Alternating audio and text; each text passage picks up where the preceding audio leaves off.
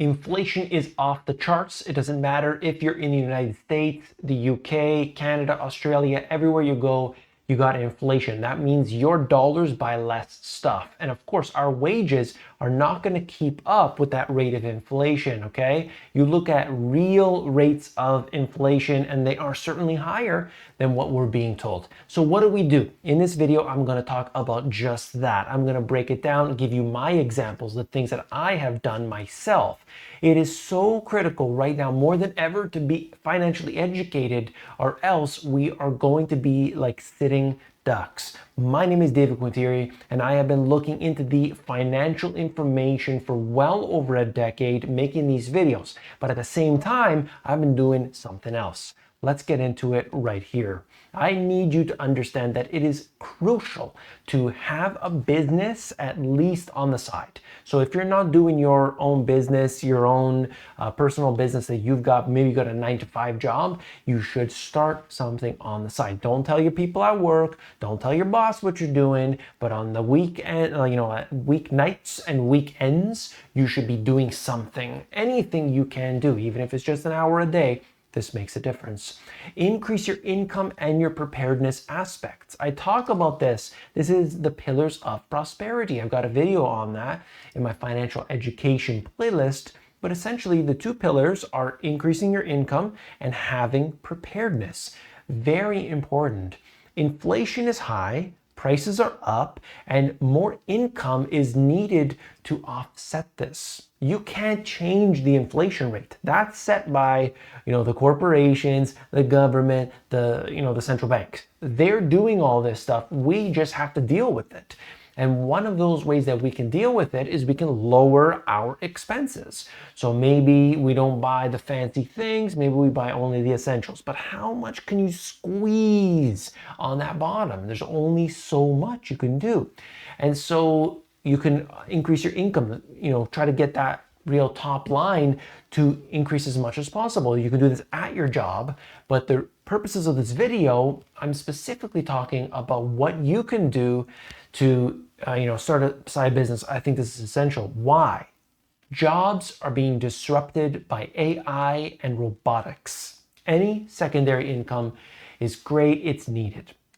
You can look, in my opinion, online, that's optimal. Why? Why do I say online is optimal? People will say, no, you got to learn to fix things with your hands and things. Absolutely, 100%. You want to know that. That's a skill. But it doesn't have geographical diversification. A lot of times you have a particular skill, you are fully licensed and everything, you move to a different place, now suddenly you're not licensed. That's a problem. Okay, so this is the reason I say this. You are in Detroit. It is boom time for building cars, right? Back over 100 years ago. Oh, but today, Detroit's a different place. So you have to be able to be adaptable, but in an instant. What if something happens geographically where you are? There's a natural disaster, the economy, politics, something, you got to get out and go. Well, then you've got an issue. For me, I have been involved in e-commerce for so many years, but I created a course on how to sell on Amazon in 2019.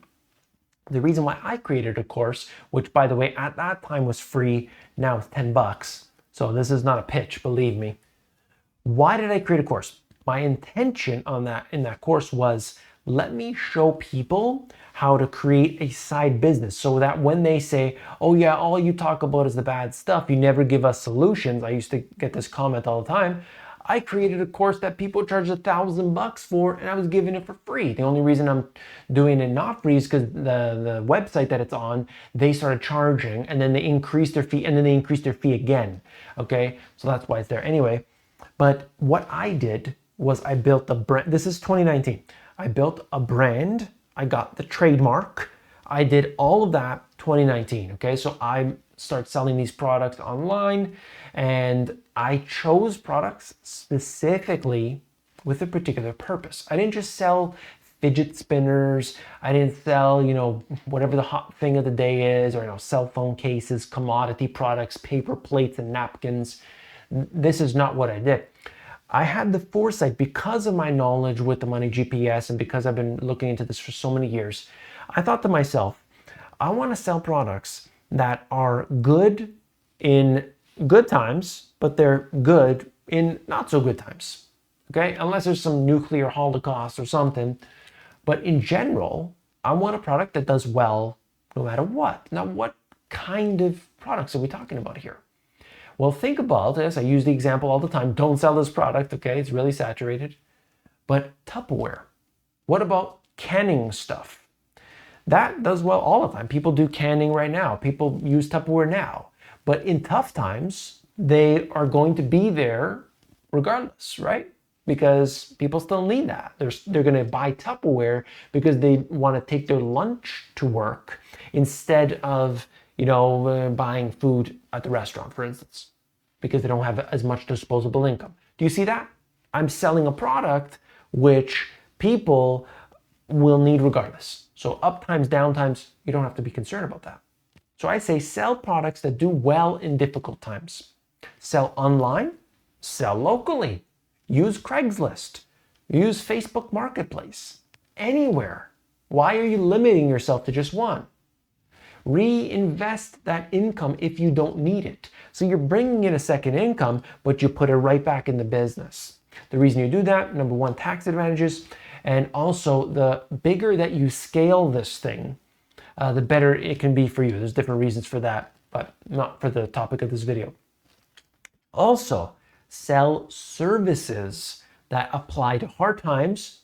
That's one thing. So in hard times, maybe you're going to be fixing your TV instead of just throwing it in the garbage. Okay? Like I've done myself. Trying to mount the TV on the wall, it falls down, you see the big crack, you toss it out the window. Anyway, that's a whole different story. But what is important is you're going to, during these times, you're going to start repairing things, right? Instead of just tossing them.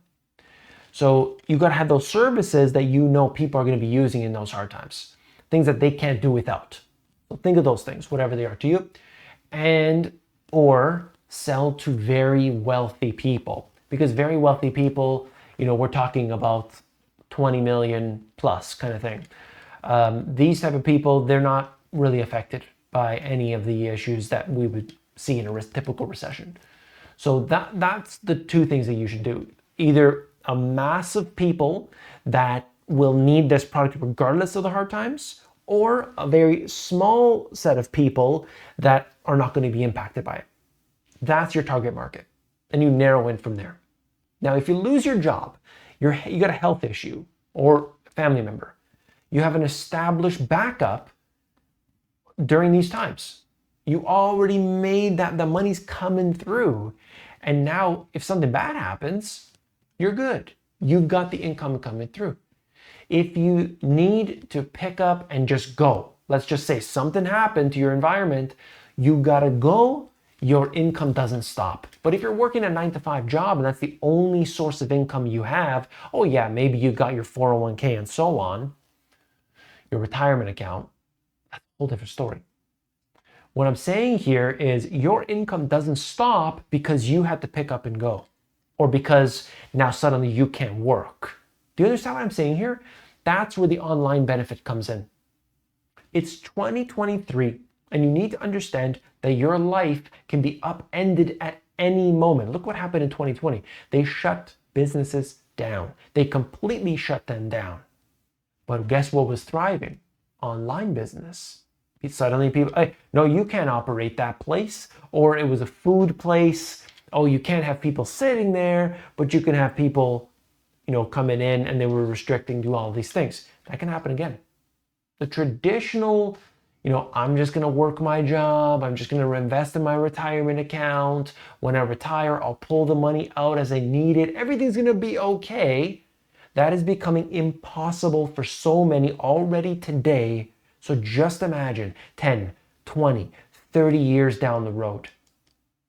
Nobody knows what it's going to be like. But are they going to do lockdowns again? Are they going to shut down businesses? Are there going to be disruptions with AI? Are there going to be disruptions with robotics?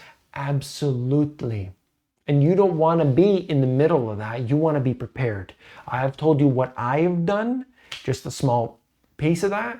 And of course, I think it's imperative that you do what you can as an individual. You got to start a side business. I am here to give you some tips in this video here. I'll pop it up on the screen. These are some tips for you to get started. Click on it and I'll see you there.